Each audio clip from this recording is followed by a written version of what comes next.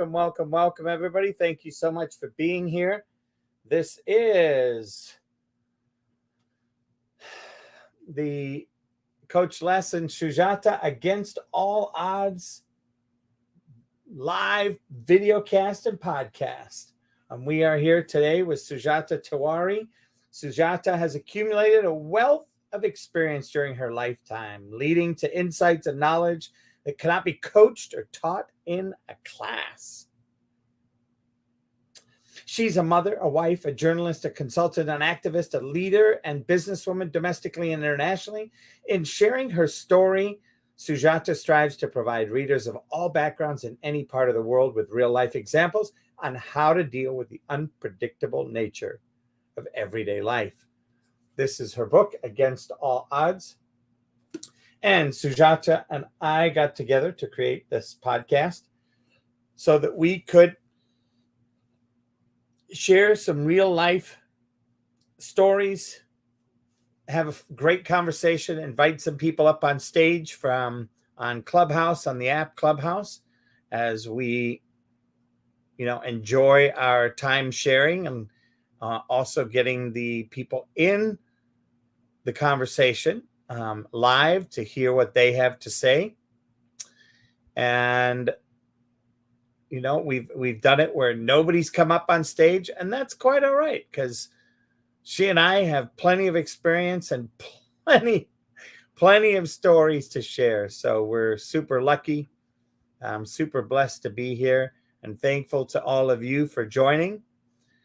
And you can also check us out on YouTube, Twitter, LinkedIn, Facebook, on 5 different platforms, including our personal pages and also our business pages. So with that, just so you do know, there's some internet issues with Singapore at the moment, and Sujata is having a little difficulty, so it is not showing her picture on. So just to make sure that everybody knows that, if you happen to pop on and go, well, what happened to Sujata? And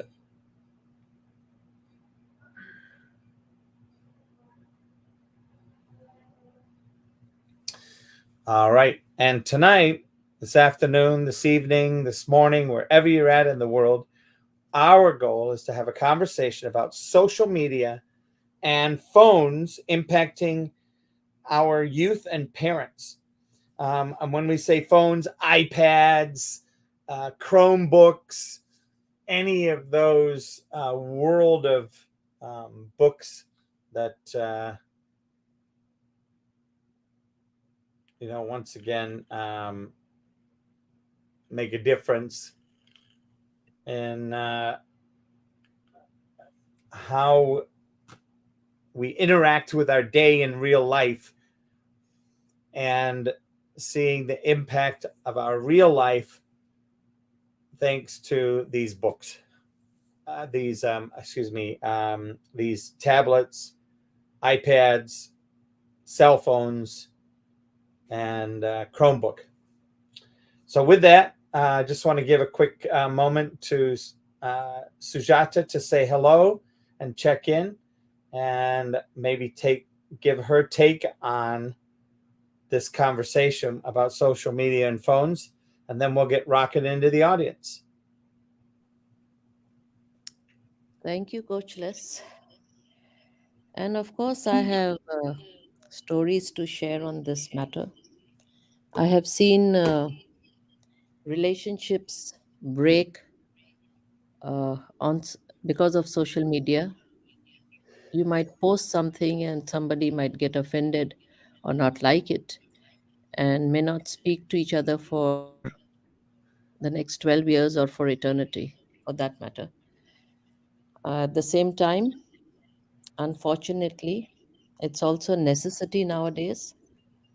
As you well know, that even the most private of people, they have to take to social media if they want to be amongst people and if they want to promote their book, their business, or whatever it is, or showcase themselves, then there is no getting away from it.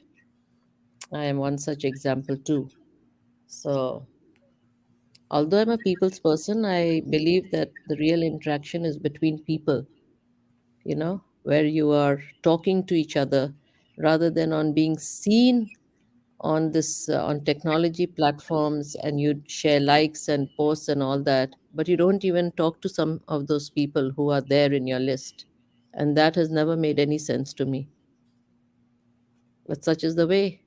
And children, youth, elders, they've all taken to it, and their life is actually governed by it. So it's not a 9 to 5 thing, it's a constant thing where you're always on it. Always. Amazing. Although I don't understand it all the time.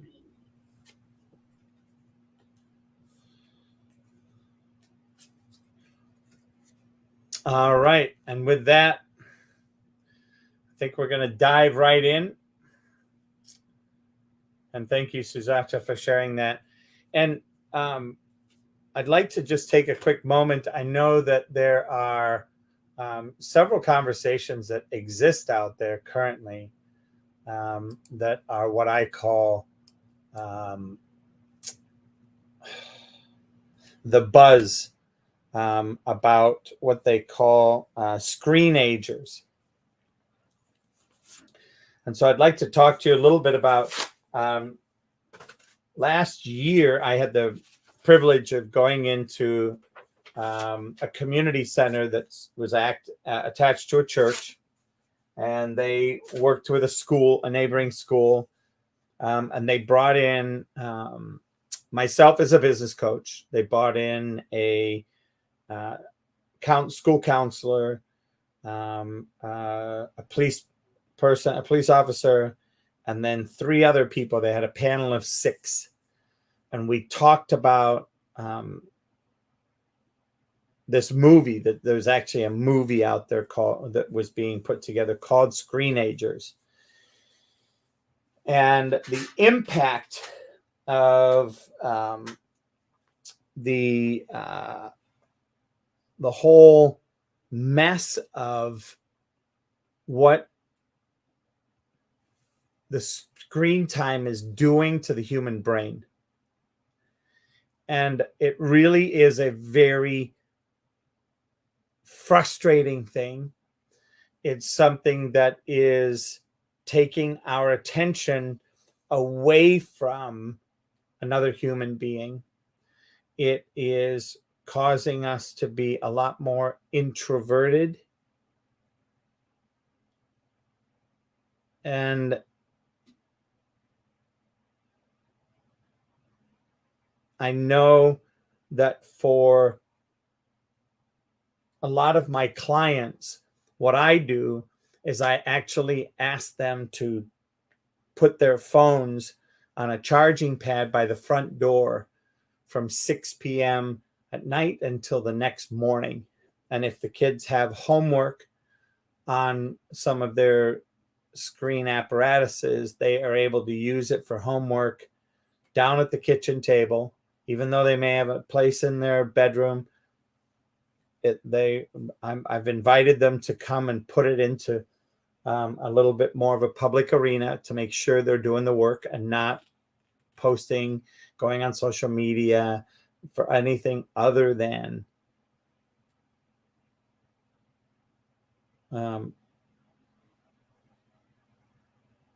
in other than homework. So my thought is that, and there's just so many things I'm like struggling for which ones to share. So I'm going to share. If you go into a coffee shop, how many times you see people in a coffee shop sitting across from each other and they're on the phone? How many times? What's that? All the time. Oh, yeah. How many times do you see couples that are sitting next to each other, maybe in a booth, and yet they're both on their mobile phone? How many times do you see people in a car sitting next to a significant other and they're on their phone, not talking to each other, not communicating. And I look at all of that as, now, one, I want to be a part of the shift. Two, if you were to be here, you would see, just like I have this book, Against All Odds, I have a lot of books and touching books with my hands, actually reading, playing board games, doing things with your partner across a table, inviting friends over to do that kind of stuff, and leaving your phone at the charging station.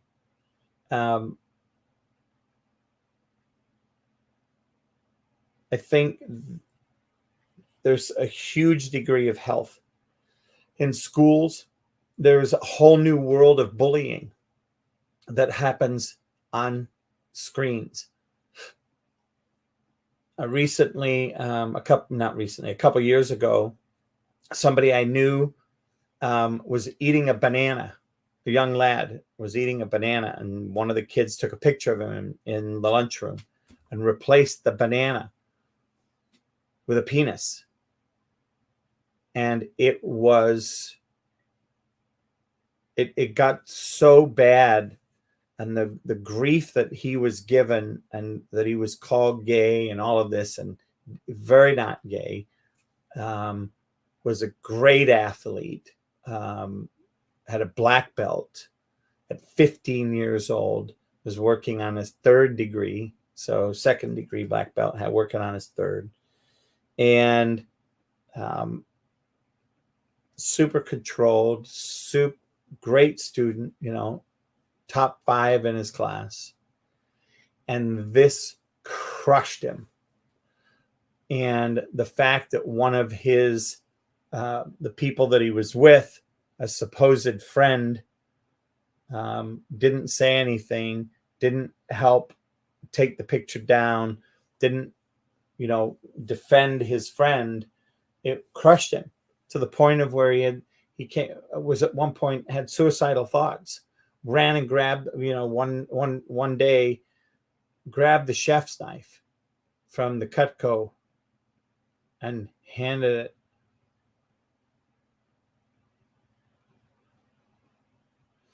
So that being said, I'd love to hear your thoughts on social media, your thoughts on the impact of that, photographs, messing around, that kind of stuff. And I'll just give it to Sujata briefly, because I know she hasn't heard that story from me. The kid is doing okay now, but he moved from a super elite school to a public school, doing much better. So with that being said, I'm going to pass the mic over to Sujata in case you want to share more. So it's thankful that he, moved on and he could cope with it. But just imagine if a life was lost Oh at the tragedy. And the worst part is that people just get away with it. Not everybody is, brought to task, even with all the legal, laws that we have. But the entire population who sees the picture, who circulates the picture, right, my and so engage in it, that sea of people, they just get away with it, and that is the horror of it. And nobody actually cares or bothers about those aspects. So it's a very superficial yet a very dangerous kind of a situation that we live in when it comes to social media. It may have its pros, but it also has its cons. And I have seen chilling instances where lives have been really destroyed because, I mean, this is again going into the topic where I have had experiences, like when somebody is sexually abused or raped or even blackmailed. I know of an instance where a girl was literally made to do things and then it was circulated all around. So those things destroy somebody's character, somebody's reputation, and their lives. It's not easy to move on from that sphere of things. So And who's going to? I think some people even it destroys them so much that they want to commit suicide. Yeah, and they do commit suicide. It's just that some of these suicide cases are not reported. They are again, brushed under the carpet. Not all of them are reported, but there are cases, and they might go into a mental, disorder where they never come out of it. Forever, they might be in a dark zone. The family will struggle to, cope with it, and people will just move on in life. Accountability. Yeah, whose accountability is the question that we are talking about. Well, and this particular school tried to hide it because they didn't want to get a bad name. See, that's what I said. Brush it under the I carpet. know. Crazy.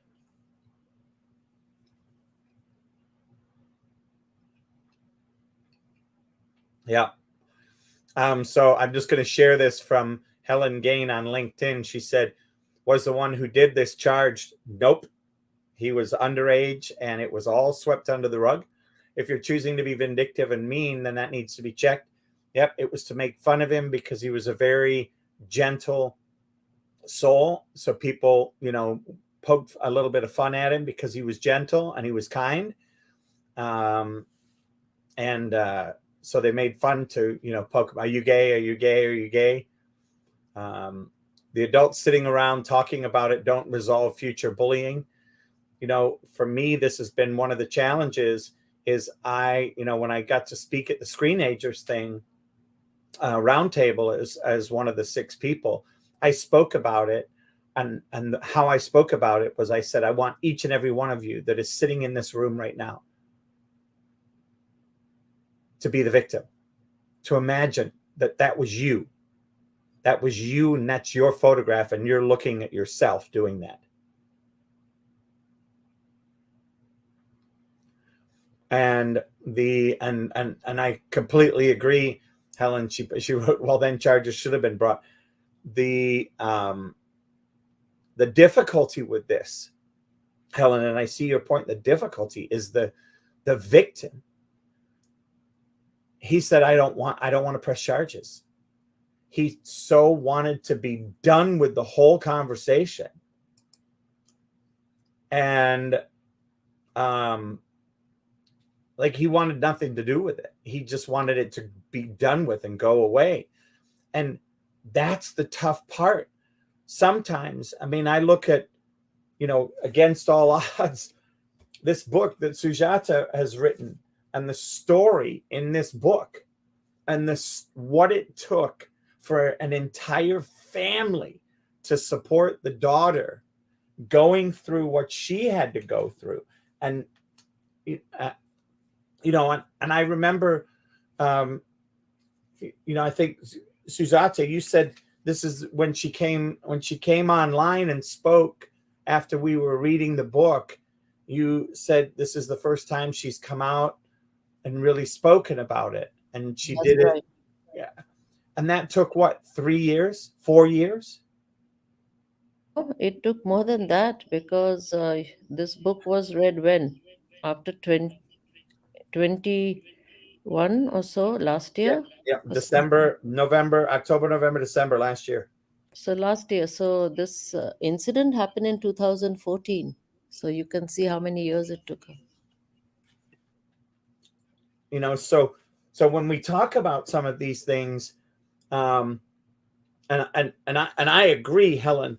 I think there's the part that sometimes we also have to have some grace with is the victim doesn't want to go through the mud, doesn't want to go through the ostracizing that happens. I mean, he moved school. And Helen wrote, sometimes as adults, we have to be unkind to end this. I used to sub, so taught, and I get it, but it's stepping in front of the child, being fierce. Others just would say, yeah, it's sad. There needs to, June Brooks writes, there needs to be an appropriate way to discipline this type of activity, like there was years ago. Yep, I agree. The appropriate way should change the heart of those who took part.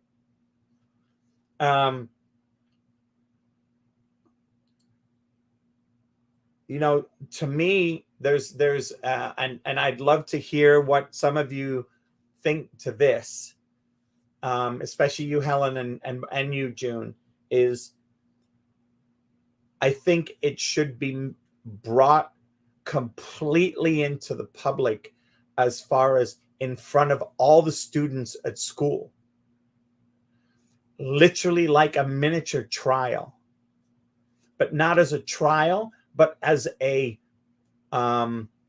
learning, and share what the experience is, so that everybody, the parents and the kids, all understand the impact of what happens and the degradingness that it creates. And to have a mediator sit in there like a judge, but not in a court of law, but just in this, you know, hey, I'd volunteer, because I'd look right at the kid and say, how do you think if it was you sitting in that seat, if this was all you and the roles were reversed, and say, okay, so we're going to be doing this now.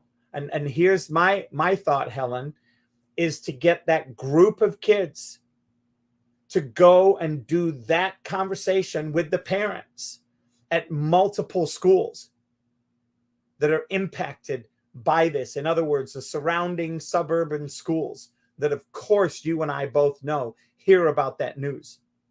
And so they have to go and do this little court mimic, whatever it is,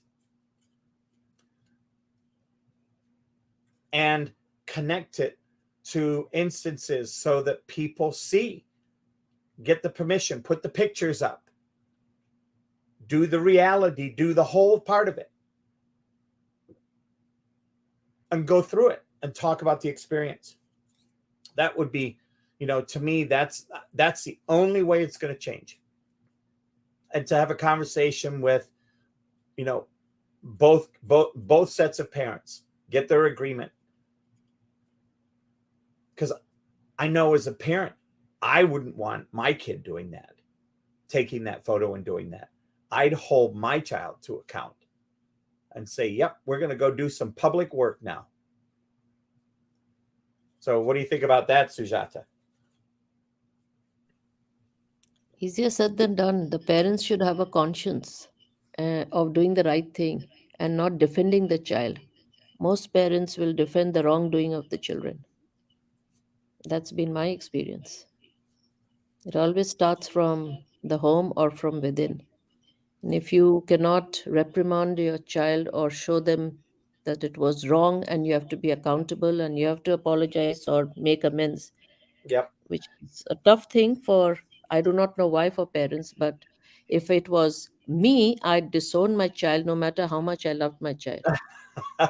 Yeah, 13 or 14, you can't disown them, Sujata.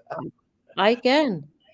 I even give me a give me a chance, I would do it. No. At that age, you can't disown them. At that age, it's up to you to create some kind of conversation that Yes. has them break through and understand what's going on and what they did. And like, it wasn't, yes, you can see that at first it was a joke, but here's the impact of that joke, right? It's like throwing 100 banana peels on the subway station landing right before the subway. Somebody's going to trip and fall and could end up dying in front of the train. That's right. But you see, there are children who are brats, and there are children who have no remorse.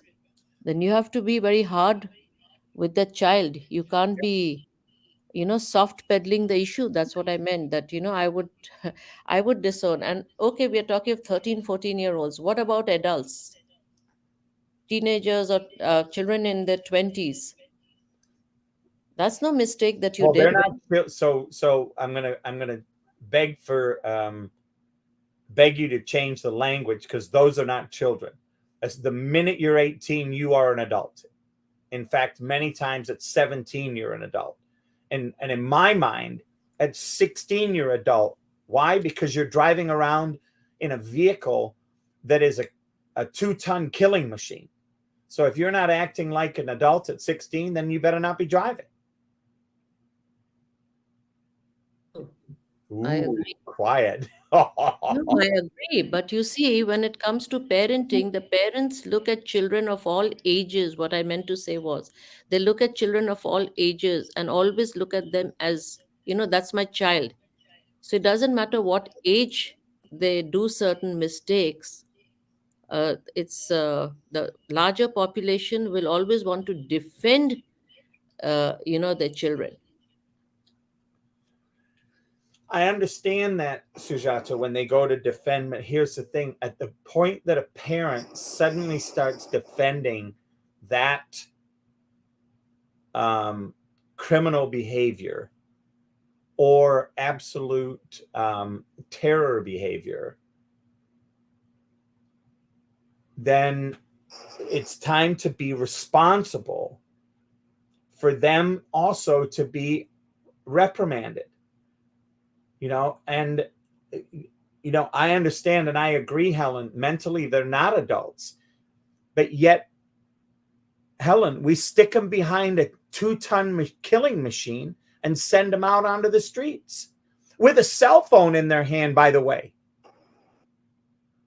So to me, they're old enough. They're old enough to have it explained, that they will understand, and it needs to be put in language, and things that have happened to them that they don't like, so that they get the impact. See, this is it. I hear this all the time, and please, if this is not your view, don't take offense. This is my personal view. I believe we can communicate with anybody such that they get the experience that it doesn't work, that it has no integrity. And then there are people that say, well, there are kids that don't care about no integrity. I disagree. Every single kid out there has something that they have in their life that has integrity. Something. We have to be responsible to find what that is, so that we can relate what we're educating them to that area.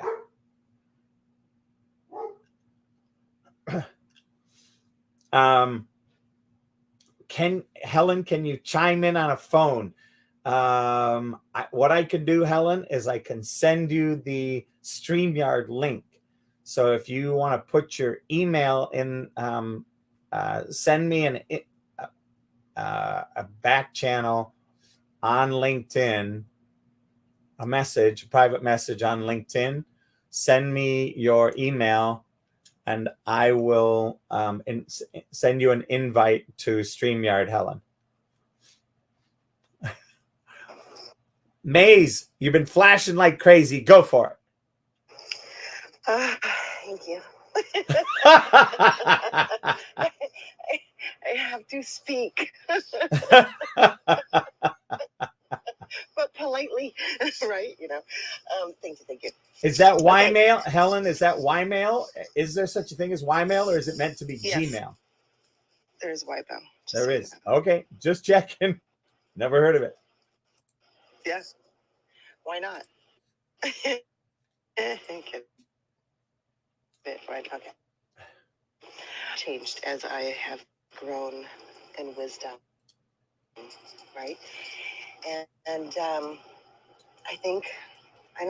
I know that it's time for us to, some of the words you used were trigger words for me. We were told to not, speak, right? And to, that he wants to hide that because society tells us that the school wants to hide what happened. Yes, perfect. And yeah, and it's no more. It's no more being quiet. Now there is a way of presenting it, right? And how we speak and being accountable if you are going to speak up. But I think you're just as guilty for witnessing things nowadays. My husband and I are going through this, and I said, babe, you've witnessed what your parents have put me through. Now it's look, their generation of how they are raised is how they speak. I understand that, but that is not, it's not how we act now. As humans, we have evolved, and as we have evolved into speaking up and not letting people go, you know what, this is none of your business. Looks like bullying to me, smells like bullying to me. I don't care if it's your kid. I'm not going to say it that way. Let me be clear, right? This is my inner thoughts, is what gives me the bravery and the voice nowadays, okay? Because as a child, nobody spoke up. I mean, how sick, we talk about every subject in the world, but out of 5 children, one of them are being molested every day. And we're as molested children, and I got statistically, we could, raise the hair of how many women is initiated that way in womanhood, right? Can you guys hear me okay, by the way? Yep. I feel like I'm talking with the red bar and nobody can hear me. No, I can hear you. That death bar. So I'm very strong about it is time for us to speak up whether this bullying. It's careful in this new age, right? You're not putting your finger down at somebody. You are not perfect, okay? So for you to judge and speak in judgment, but in a way that comes from your heart, that I stand for. Sorry about that. I don't know if I can get him to stop, but I stand for people being heard. Who cares if they're gay? Okay. You know what I mean? Can you hear me? Sorry about this. Oh, I'm so passionate about this. And of course, my life is not letting me speak, right? But do you hear what I'm saying? Like, we have to speak up nowadays, and we have to learn how to do it properly. I hope you hear me on this one. Yep, we can hear you. We're just as guilty to watch this as we are to do this. Just because you're silent, okay. Just because you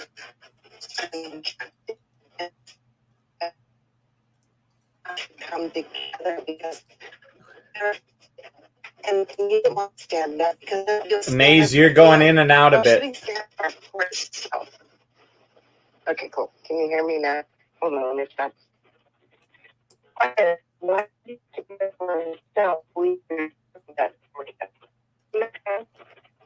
No, that's worse.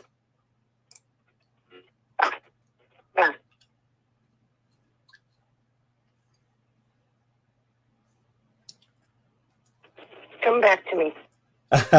Okay. Angel, oh, there we go. We're ready to add Helen to the stream. We ready, Helen? All right. Well, I just want to welcome Helen Gain to the mix. She is here on StreamYard right next to us. Sujata, meet Helen. Helen, meet Sujata. Hi, Sujata. Hi, Helen. Nice to meet you. Yes. All right. Well, go for it, Helen. Okay, 1 second. Sorry, I'm making bread. I think this all sounds good and dandy, but the reality is these children are screaming from the top of their lungs that they need help. So I personally have had to deal with this. When I used to substitute teach, My classrooms were packed beyond limit. And it was because everybody knew the rules, and they knew that there was no way, if any bullying happened, and I even got wind of it, which usually I did, it was taken care of.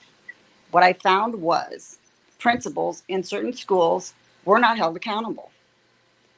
When you got a principal in the school that said, not on my turf, the teachers were backed, then they didn't feel like they were going to lose their jobs. And then the bullying went down. Matter of fact, one school, which was horrible, when the new principal came in, they started arresting these kids. Most of these kids had records, had horrible conditions in their personal lives. Did I feel for them? Yes. But are we going to allow this to grow because we are also busy being nice that we're not being adults? Adults means you got to do the bad things, which means you got to check a kid and say, And if they come at you and push to shove, I mean, I've had threats. It is crazy what these kids will do. But it's like, absolutely not. I mean, I even got in one kid, he stepped up to me and I stepped into him and I said, over my dead body, are you really, really willing to go there? And of course he's not, because, this kid, who was one of the ones that ended up surviving, had a horrible, horrible life. He only knew how to act out. But the problem is everybody's having the group discussions. Oh, he just blew off that whole, oh yeah, I got to go in front of my peers. What do I care? Because his life is so hard. The only people that he's going to respect are the people that make any sense to him. This kid was in survival mode from the time he was 5 years old. This is fight. This isn't let's, common sense of let's sit down. That's not the group we're talking about.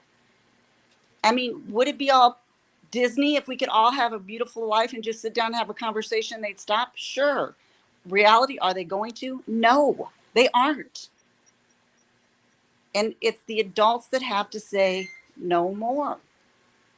Not, I mean, conversation is great to a point, but you're not going to stop it. And I'm sorry, but when I went to school, I never had to deal with this stuff. I mean, there was bullying, but boy, it got nipped in the bud. As soon as it got to a certain level, it was done. Especially with kids that I mean, if you were on a basketball team, if you were that kid that was active and in things, they just weren't going to put up with it. It just wasn't going to happen. And I mean, now it seems like it's a free for all. And the sad thing is now the kids think it's funny. Oh, you can't take a joke. But it's not about taking a joke. It's about you are demoralizing and disrespecting another human being. And they don't get it. And they don't get it on the masses. This isn't like a little problem. This is a huge problem. I so agree with you. Yeah. Here's the thing, though, that for me, Ellen, is that the parents are sometimes worse than the kids. Agreed.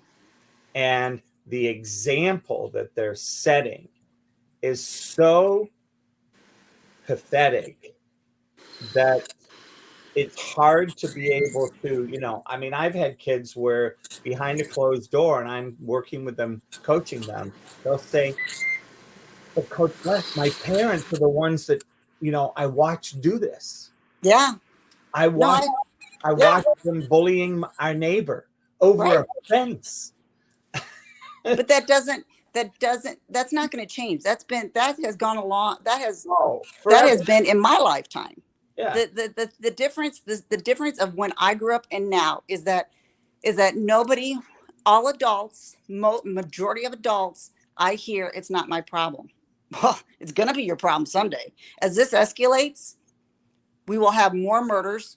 We will have more mass shootings. We will have more of everything we don't like, because when we see an issue, it has to be addressed when we see it. I mean, I was in the grocery store the other day, and this kid was just being a little monster. Mother, I don't know what mom was doing, but mom looked like she'd been beat up by a husband. So I looked at this kid and I said, do you think this is good behavior? And of course, he's going to get snarky. And I said, little one, I am not the person to be doing that to. And I looked at the mom and I said, him knocking down all the groceries in the store is not an acceptable behavior. I said, he is too old. Oh, no, I don't hear he's just a child. You're the mom. You brought this child into this world. You are mom. Mom checks kid. You're not checking him. And she goes, well, who are you? I said, I'm the other female in here that obviously there's something wrong that you're now dealing emotionally with, and you're not seeing that your child is not benefiting from you letting him destroy the store. That's who I am. And obviously there's something going on. And from my years of dealing with the public, I have a feeling it's probably an abusive situation.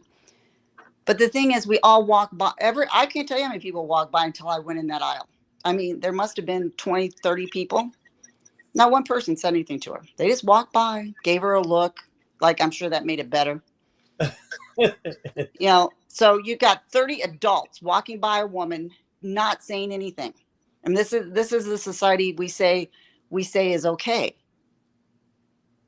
So if the adults aren't having conversations with each other, regardless if you feel like you should or not, if you're shopping at the store, you're all part of a community, which means you all should be stepping in saying, hey, wait a second here. Shouldn't be calling the manager, and the poor manager who gets paid crap have to deal with crazy people. There should be some backing in the whole community. We're interconnected. Whether you want to do it or not, we're interconnected. So these cowardly, I don't want to deal with it, or passive aggressive, well, I talked to him. Well, where is that getting us? It's like the kids that got to win all the awards.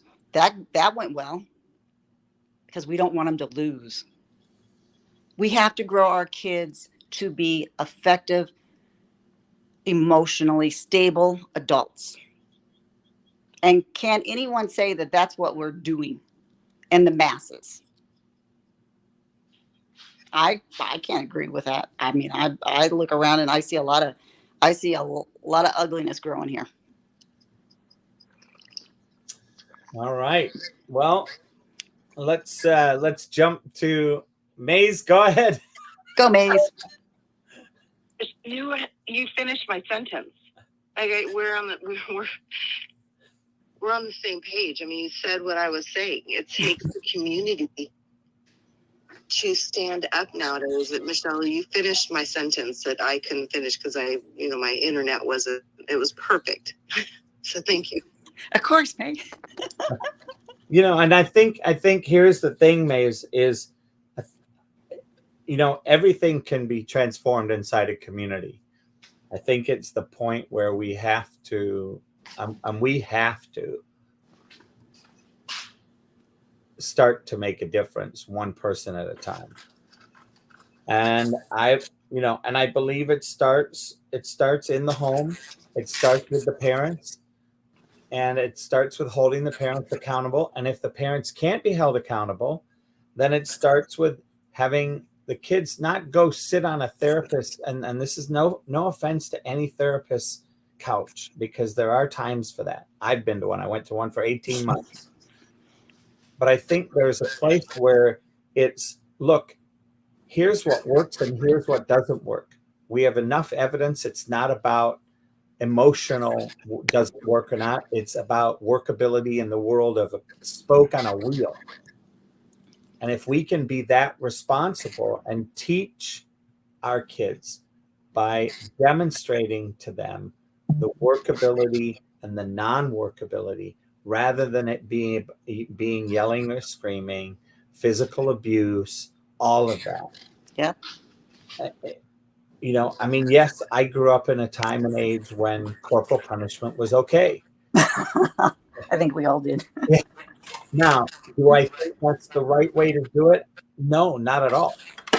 I think that part of my issue as a kid is I never understood the consequences until I had gotten into trouble.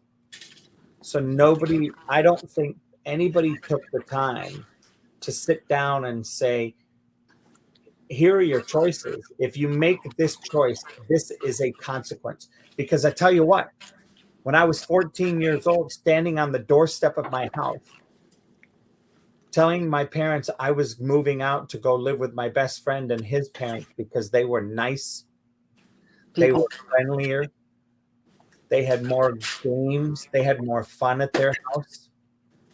And my parents looked at me and said, just remember, you step over that threshold, you're no longer allowed to come back. This is Right. if you want to make an adult choice, these are the adult consequences.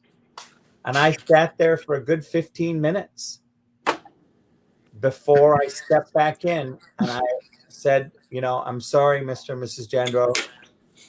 Thank you so much for coming, but I can't, because I looked at my parents. I said, can I go get my stuff from my bedroom? And they looked and said, no, that's our stuff. Right? You want to leave, you leave we'll give you the clothes on your back and your shoes. So all of a sudden, the consequence of making a choice to stuff that in my parents' face and threaten, they said, okay. I tell you what, that was one of the most moving moments. It shifted my entire life. And that was 14. And I think the school systems are getting better at that consequence connection. But when you're being abused, or you have just parents that, we've all seen them, you're not going to connect to those kids. And those kids tend to be the bullies. Yeah. Because, I know the kids that kind of stray, but they don't, because they have those parents like yours that said, They may not be the best parents, but there are boundaries. Then there are kids that literally, I have seen some very, very good kids, smart kids, talented kids, but they're getting arrested. And they're getting arrested. Why? Because their parents, that's what their parents do. Their parents did the drugs. Their parents did this. That's what they know. So the question is, when we get them in the school systems,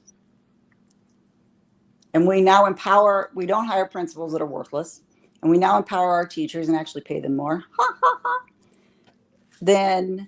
Well, you laugh. That's a very serious, to me. It is serious. But it's a joke. We've been discussing that for my entire life. We've been discussing raising teacher salaries. Right. And yet here we sit. But I live in one of the most liberal states in the country. I live in Minnesota.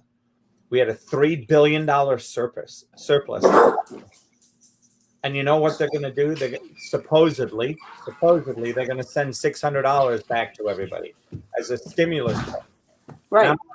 I'm like, why would we do that when our teachers are screaming for a pay increase? And every time somebody mentions it to our governor, he diverts. He goes to some other topic that's a hot button. Because it's. And I'm sorry, but nurses and frontline staff in the schools, teachers, some of those two people that have to deal with the front line, is the pay is not enough to deal with what they have to put up with. So I want to hear, I'd love to hear, I saw Angel flash her mic, and I saw Michelle flash her mic. So Michelle, do you want to go first? No, Angel's been more patient. Let him go first, because I'll go after him. Angel, go for it. So I thought you guys should hear from basically a student point of view. I am in 12th grade. I've been on the wrong end of all kinds of stuff. So as you guys said, most of it comes from the kids, but I have had seen teachers abuse students. It gets pretty bad sometimes. I have been on the wrong end of that too, and sadly the school's just covered up because they can't afford to lose their employees, which I think is sad, Angel, because here's the thing: if it was actually a good environment, in other words, they had integrity, people might want to work there. Yeah, they don't realize what it does to the student as a person, as struggling with that kind of stuff already. And I had a friend in 8th grade who committed suicide over a teacher who decided they thought it was fun and games to abuse him about every day when no one was looking. And it's sad. You hear about this kind of stuff all the time. And then about like the technology and stuff, you hear people on the radio stations, like me especially, I own one, and you get people calling in, telling about how someone did this or this over the phone. And you're like, when are you actually going to have a conversation in real life? Like, it's all based over the phone, and people get so caught up in it that they forget what it's like to actually communicate. Yep. It's very interesting when you suddenly have a face-to-face when 85 to 95% of your communication is nonverbal, as well as the verbal aspect. It really creates a whole nother level of conversing. It's really great, Angel. I 100% agree with you. Thank you so much for coming off mic and sharing. You're welcome. Totally love you here and love that you spoke up. I love it. I love it. Yeah, it's great. It's really great. The cool thing is about that is this is the kind of topics we talk about on our radio station all the time. It started out as a podcast and it blew up so well, it turned into a radio station, and we get this kind of topic all the time. Will you put your link in the chat so I can listen to your amazing radio station? Yeah, of course. Yeah, if you have a web link, Angel, you can pin it to the top of the room if you know how to do that.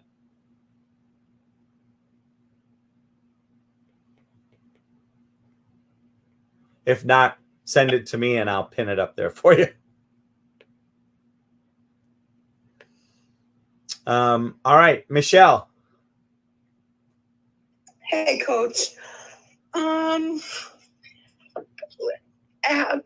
I love this conversation when we're talking about the internet and everyone is using it abusively. Addiction is a very, very big part of it, and I see that a lot. But my point of view is I make friends on Facebook. Facebook, I don't have Twitter, Instagram, or even here, I get PMs, whatever, or DMs. And I have a problem is I cannot get connected to people just by messaging. I feel like people are separating themselves from the intimacy of a friendship or whatever. A lot of them are afraid to even put themselves on a camera so we can have interaction. And I'm a person, I love people, Coach.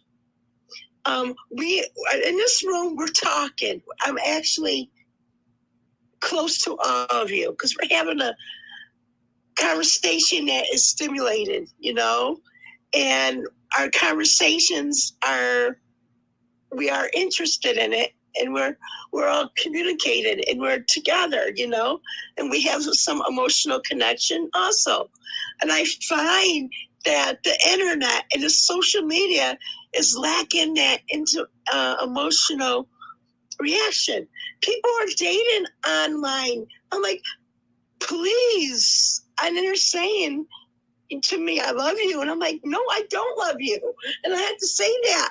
I don't feel connection. You're only texting. You don't even want to camp. And most of them are scammers anyways. But even regular friendships, like even my own friends I talk to that I see sometimes, in my area, and we connect online, we chat. I mean, there's still, I don't know, something has happened to people. Like, the emotional connection is gone, and they expect me to feel things, and I don't see their eye contact. I don't see the way they move. You know what I mean? You don't. God made us emotional. We're an image of God, and we all have emotions. We all have that. We all have that. He gave us a gift of communicate and become one. You know, talking. I don't know. I met my husband in a store. Okay, and it was awesome. I have friends in the store. I'm not just talking about love relationships. I'm talking about just normal relationships. We used to hang out, but everyone wants to go online and chat. There's texting does not work. It just we gotta get back to what we're supposed to be doing. To me, it's unhealthy, Coach, and I think you probably agree. And a lot of bullying on the internet, and people are reacting to, are so, and then people are trying to like each other and get approved on the internet too. I mean, there's some pros and cons on the internet. This is great. This is great going on Clubhouse. I think it's the best because you're helping me grow. I see other people growing. We might be successful, but we're also interacting too. We got, you know what I mean? Yep. We're vocalizing. So this is what I'm feeling. People are disconnected now. Am I right? Well, remember, like I said to Angel, 85 to 95% of our communication is nonverbal. That's huge. See, that's huge. And it's huge. And here's it's the serious. thing. Here's the thing about texting and email. So I worked for a personal training and development company. Many of you know it, Landmark. It was against the rules to do any type of coaching by email or text. Period. Not black, not gray area. Period. And the number one reason is everybody's interpretation of the word bear can be so different. Is one example. What am I saying when I write bear? Especially if I make a typo. And that's just the beginning, right? So that's just the beginning of the possibility. If you make a mistake, and by the way, I have tested this. I've tested this so much. If you were to talk to my adopted sister, who's 9 years older than me, she could show you hundreds of texts that I sent to her. Can you check this? Because I want to send this to the gal that I'm dating. And I look back now and I go, what the heck was I thinking? Why did I send that? Why did we? And because we got into these emotional conversations. And I look back now and I just shake my head. You talk about a mess. It was an absolute disaster, Michelle. Because everybody's life filter is different. So when you say a sentence, your interpretation of that sentence is different than my interpretation. Yeah. You can't get that feeling of that sentence, too. Nope. You don't know. That could mean that you're actually happy. You're happy, but that person's mad at me. Yep. And that's not the case, right? Exactly. Yeah. I feel that too. Yeah. And so I'm gonna as we're I'm looking at the clock here. I want to be responsible, and I want to send the mic to Jeanette and then to Byron. So thank you, Michelle. Appreciate you. Oh, I appreciate you too. Sister Jeanette. Hi, Coach. Yes, I could talk briefly real quick. Look, you had the great topic about gossip. And what you're seeing on social media is gossip with pictures. Yeah. That's all it is. And in my days, they didn't have that technology, so they would take pictures of you and cut them out and paste them on other pictures to try to implicate you on certain things. Now, we talked about certain things. We talked about parents. Yes, parents take a big role. They don't talk to the kids about gossip. They don't talk to them about a character and integrity when you're involved in gossip.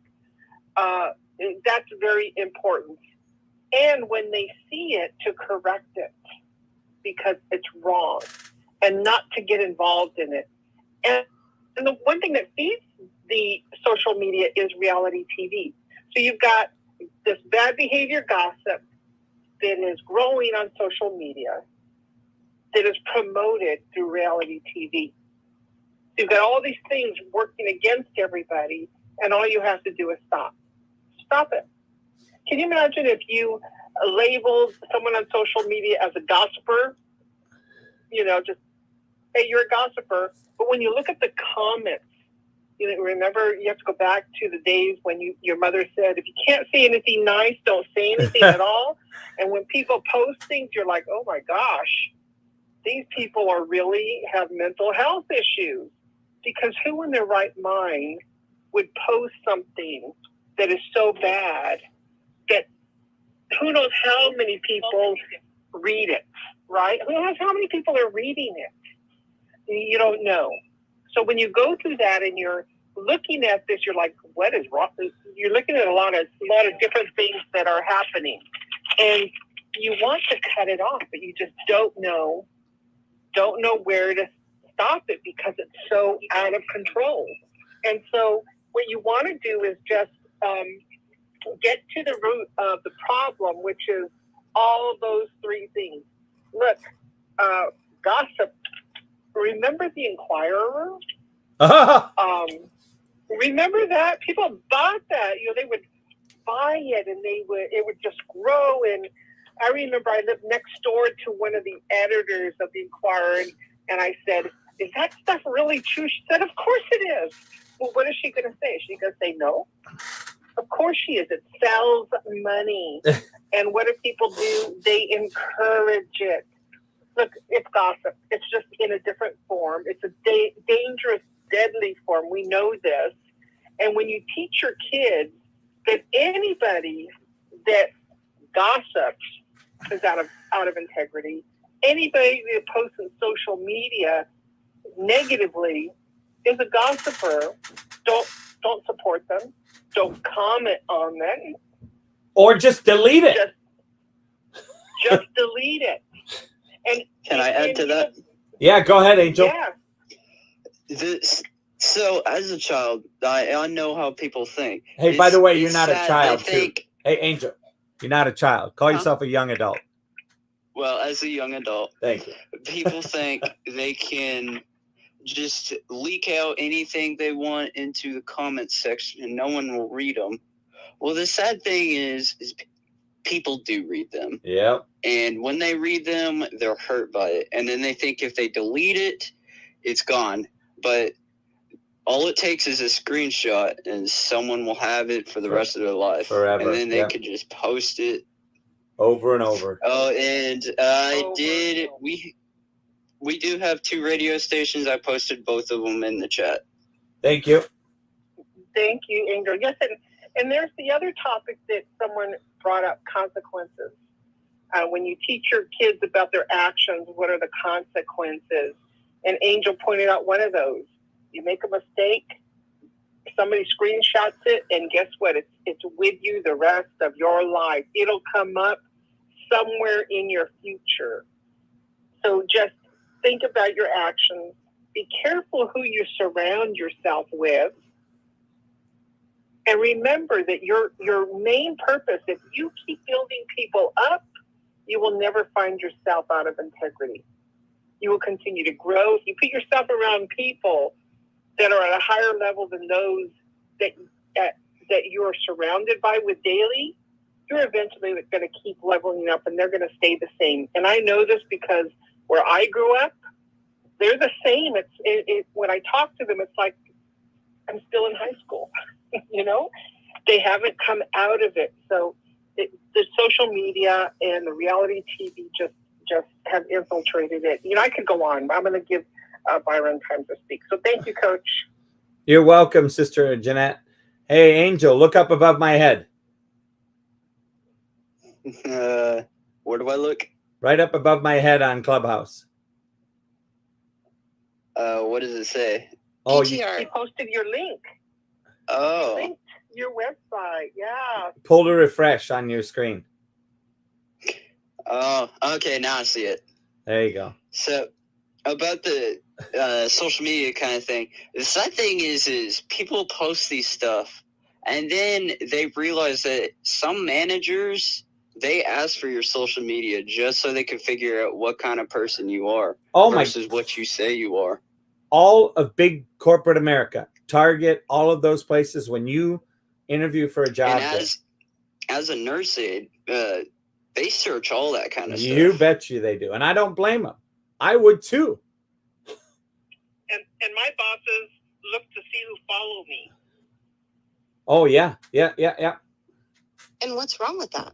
You're the one putting it out there publicly. Why are you offended by it? Like, why are some people, I hate generalizing, like people, like it's everybody and they, why do some people get offended by that, right? Oh, yeah. I mean, if it's not wrong, then you shouldn't be afraid. Like the way I look at it, though, Angel, it's like, for me, it's like I said, once again, to me, and you haven't probably heard me say this, Angel, is, you know, it's not about right or wrong. It's not about coulda, shoulda, woulda. It's not about good or bad. It's about, does it work or does it not work? Does it work for what you want to do with your life?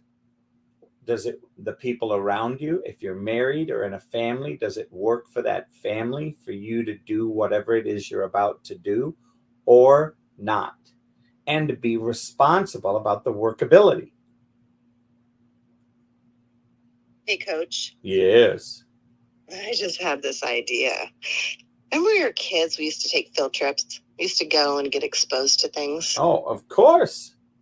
Okay. Well, what about this new world we're in, this metaverse field trips where we take a field trip to Coach, right? And we listen to his perspective in order to open our minds, right? You know, that all these kids and teachers and, you know, it opens up. We have an entire world opened up to us now, not just a bus drive away. Sorry. Oh. Yeah, no, I agree. I mean, this is, to me, though, this is, you know, and if Helen were here, she'd probably jump all over this. But, and I know Byron will have something to say about this. So before I hand the mic to him, I just want to throw this in, and hopefully I'm not stealing any of his thunder. This is where our education system ought to go. Our education system ought to have people that are well-versed in this, even if it's 19-year-olds teaching a class, or 20-year-olds, or 21-year-olds, or 16-year-olds teaching a class. I don't care how old they are. If they are experts in the field of whatever it is that's online, then they ought to be in the front of the classroom teaching and giving people an understanding of what it is. Now, if they're 16 and they need parental consent, then guess what? The school provides them a guardian to sit in the classroom with them. I don't care. I mean, you know, to put stuff that is workable so that kids can get exposed to what you say, Maze, and learn from experts.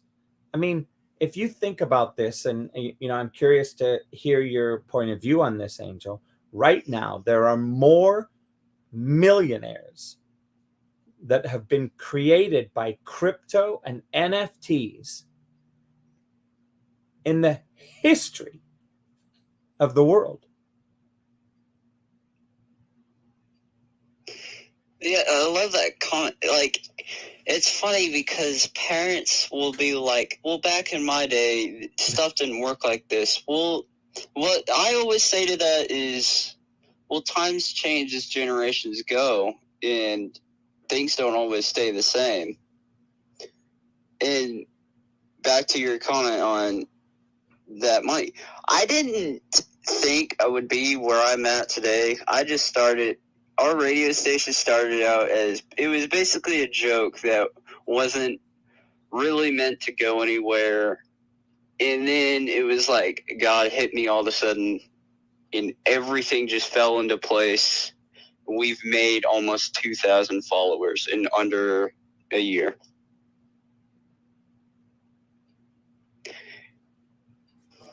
Understand, and that's great. And I think that's all part of it. So with that, I'm going to pass the mic over to you, Byron. Oh, hey, Coach Les. I was clapping for Angel. You make me smile a lot, Angel, when you speak your wins.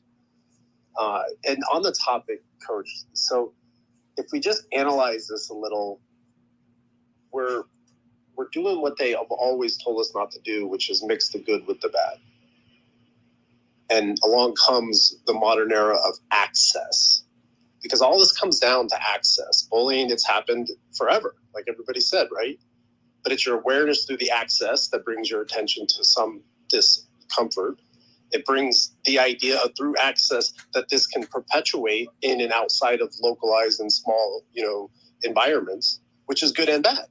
Every subject you guys talk on comes down to the attention of the person receiving this information and the access they have to it, period.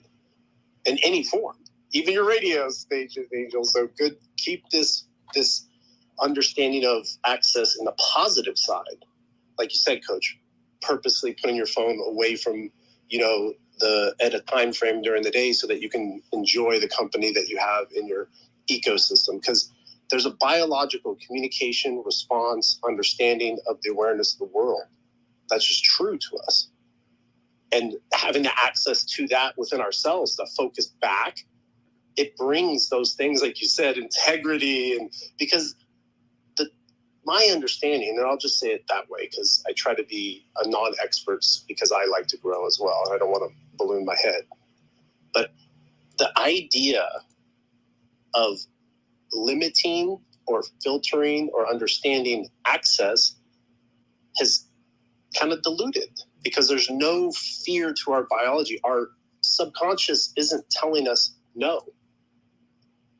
And actually, we kind of ignore the things that we don't like, stay in our comfort zone. So now this multi-layer access of a phone or the internet, we filter out what we want just to keep it in our hands, even through that kind of discomfort of the reality of something getting blown up and, your image is positioned where it becomes in everybody's awareness to then do what they want with it. So that I just want to add the access point and understanding it's the lack of understanding the access to ourselves, the escapism, we'll say, in some psychology mindset, that really has to be brought into awareness rather than the information from the access becoming in the awareness. And I'll just leave it there. You guys have really touched on a lot of things. Some of them, like I was with Mav, like there's a certain structure to communication. If I was standing next to you and you said some of these impactful things to me, trigger, aka you would stop yourself by my physical reaction, but I can't do that on Clubhouse. So I would just say, as we talk about the subject, let's not perpetuate into it as well and miss some of those opportunities to hold each other, a little bit of grace for their environments. So, and that's not what the internet allows for. It allows for unfiltered, 100% whatever you want to take in. I did it. I grew up in the era. I supported it. I did all kinds of stuff, good and bad, on the internet. Went all the way down, from the beginning when it wasn't regulated as much as it is now. But truth be told, I was already in that position in my life. So I had that ability to filter those things out because I went through it physically and mentally outside the internet.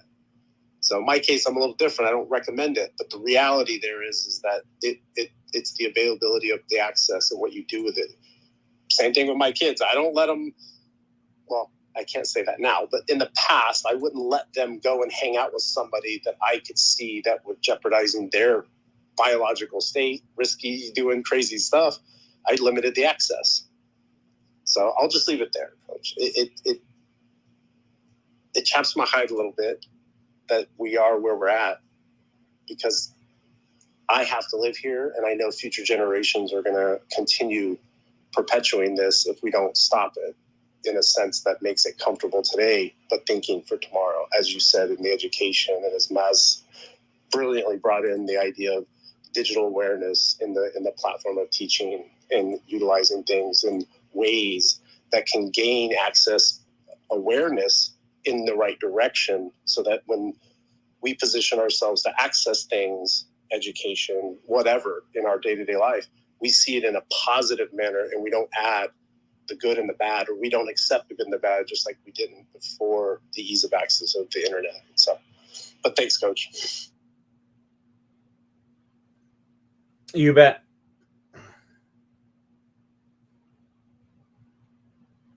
Brilliant. Go ahead, Maze. I said, brilliant.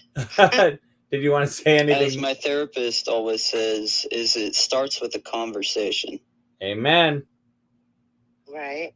You know, I have this new philosophy of, to help my husband understand, conditional programming from his parents, right? What is him and what is, it's kind of Landmark, Coach, but I've advanced it so he can hear it in a different way.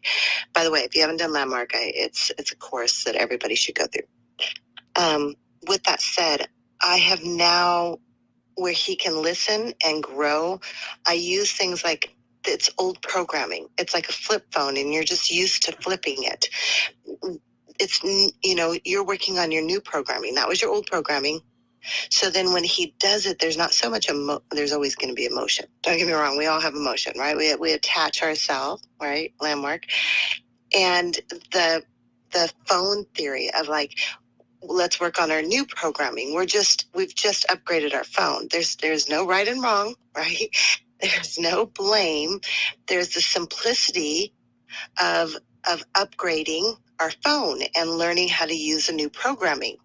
And it's been huge in my world, and advancing somebody that probably wouldn't have taken that next step in a healthy manner because of the programming he came from. Does that make sense, everybody? Yep.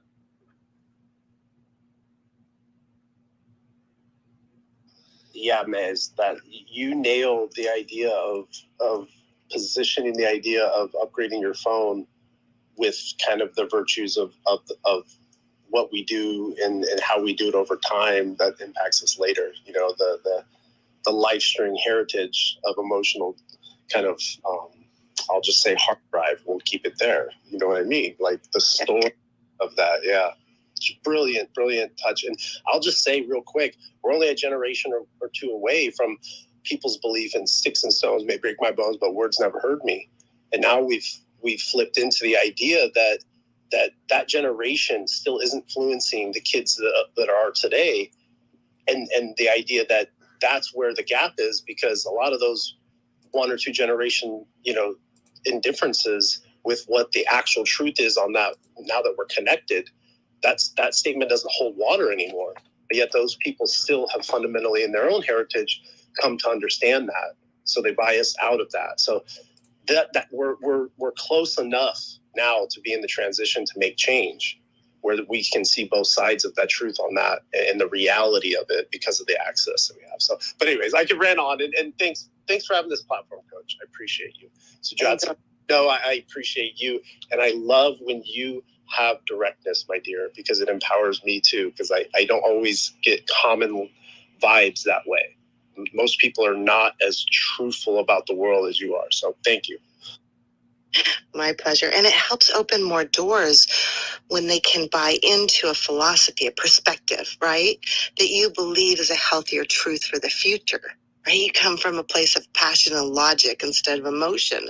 So when you can buy into that visual, right, of it's just upgrading, or it's, that next model, it opens so many more doors, because when you touch on the past of the way we communicated in the past, where it just, we're affected by emotions, right? I know as a blind person, a lot of people don't get our perspective. They're like, you have a phone and stuff. You must not be blind or anything. They don't really take an accountable of the information we kind of have to learn to be able to use the kind of technology and kind of bond with the environment around us. It's complicated.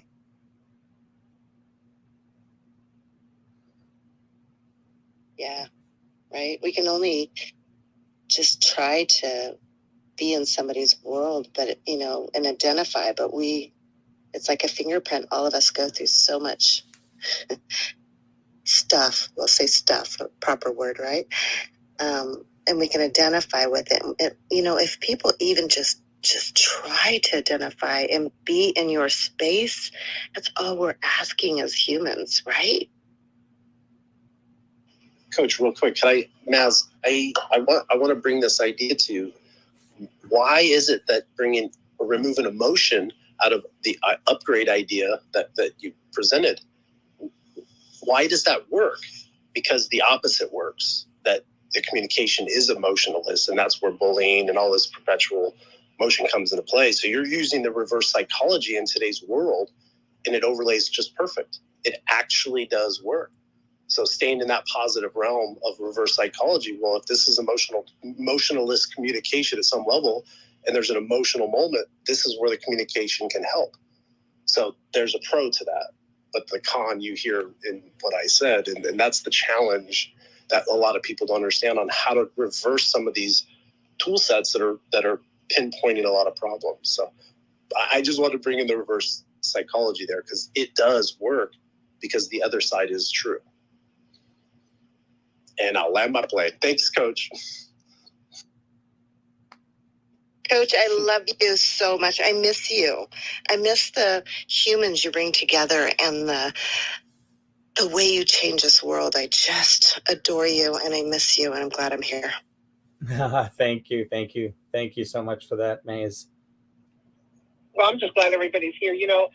One of the things I love is I would love to sit at a round table with all of you on all these topics. That would be wonderful. I appreciate all of you. Thank you.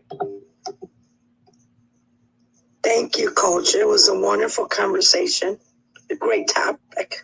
Oh, yeah, it was. Well, we'll be continuing it tomorrow evening at 9:30 on the evening podcast tomorrow evening.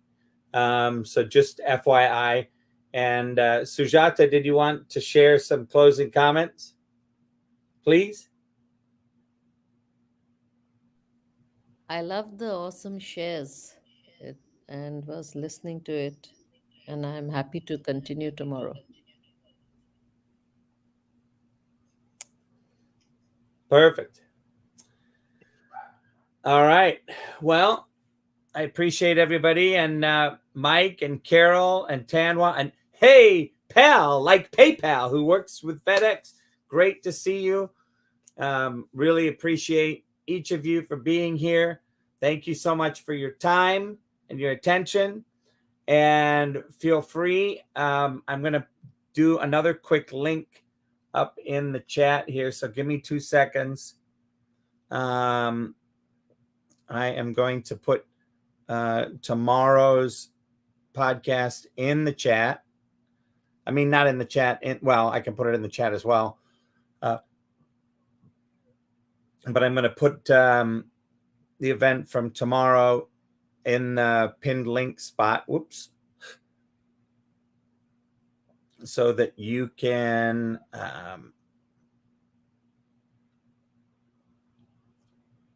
so the idea is you can click on this. This is tomorrow night. You can hit the little bell You can put it in your calendar. I also put it in the room chat. We'd love Can to I have a subject request? Pardon? I got a subject request for a subject you should talk about. I would love to. Hold on one second. Let me just pull up my notepad, as I was just closing it up. Go for it, sir.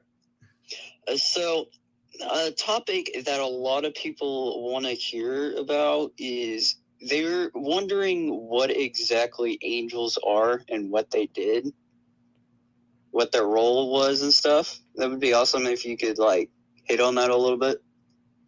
Ooh. That's deep.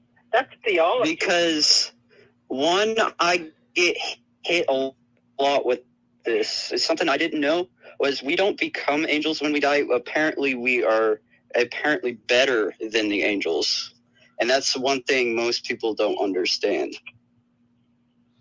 No, I think that is a great topic, especially because Sujata talks about human angels all the time, right, Sujata? That's right. I was just going to say it. Beat you to it. Speaking Sujata. of human angels, it's funny. I dress up like an angel when I go in public all the time. Well, there you go. All right. Well, Spike, thank you so much for joining us. You're welcome. It was, thank you. And really, thank you also for trusting the space enough to add your 50 cents. I'm not even going to say 2 cents. I'm going to say 50 cents because it really made a difference, and really appreciate the fact that you're here making that difference. My pleasure. And I would follow you if I could. I am maxed out on followers. I can't. I'm at 5,000 and I can't follow anymore. It's very frustrating.